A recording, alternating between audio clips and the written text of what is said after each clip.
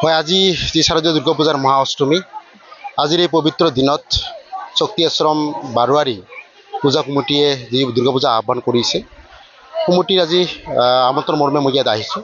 আৰু যিহেতু এইখন স্থান এক ঐতিহাসিক স্থান আৰু ইয়াত বহু বছৰ আগৰে পৰা দুৰ্গা মাক পূজা অৰ্চনা কৰা হয়, দুৰ্গা পূজা। তো আজিৰ এই পবিত্ৰ ক্ষণত আপোনালোকৰ চেনেলৰ জৰিয়তে সমগ্ৰ ৰাইজক শাৰদীয় দুৰ্গা পূজাৰ বহুত বহুত শুভেচ্ছা জ্ঞাপন কৰিছোঁ।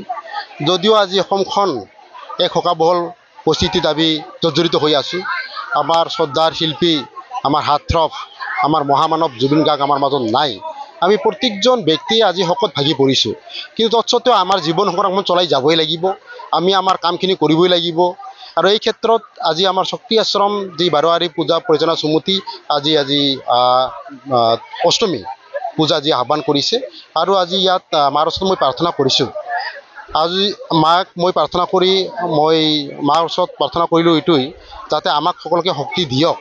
আৰু যিহেতু আমাৰ মাজৰ পৰা এজন ভগৱান স্বৰূপ আমাৰ মহান ব্যক্তি আমাৰ মাজত নাই, আৰু মাৰ ওচৰত প্ৰাৰ্থনা কৰি মই এইখিনি ক'লোঁ যে মায়ে এই দোষী যিবিলাক মানুহৰ চক্ৰত পৰি আজি মহান শিল্পী গৰাকীক আমি হেৰুৱাব লগাত পৰিছে, যাতে এই ব্যক্তিবিলাক যাতে মায়ে এনেকুৱা শক্তি দিয়ক, এই ব্যক্তিৰ যাতে আমি অতি সোনকালে চিনাক্ত কৰি যাতে উপযুক্ত শাস্তি যাতে প্ৰদান কৰিব পাৰোঁ, এইখিনি মাৰ ওচৰত মই প্ৰাৰ্থনা কৰিলোঁ।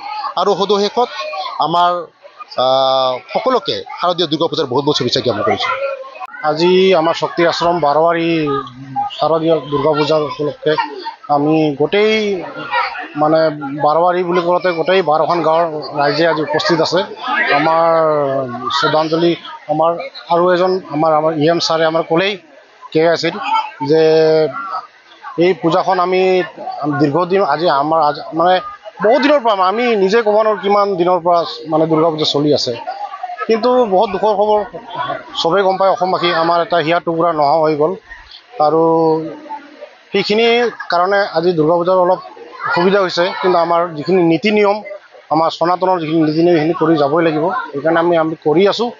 বহুত উলহ মালহেৰে নহয়, কিন্তু বহুত দুখ লাগে কিছুমান আমি ইয়াত শ্ৰদ্ধাঞ্জলি অনুষ্ঠান এটা ৰাখিছোঁ জুবিনদাৰ কাৰণে, আৰু সন্ধিয়া এটা বুদ্ধি প্ৰজ্বলন কৰিম।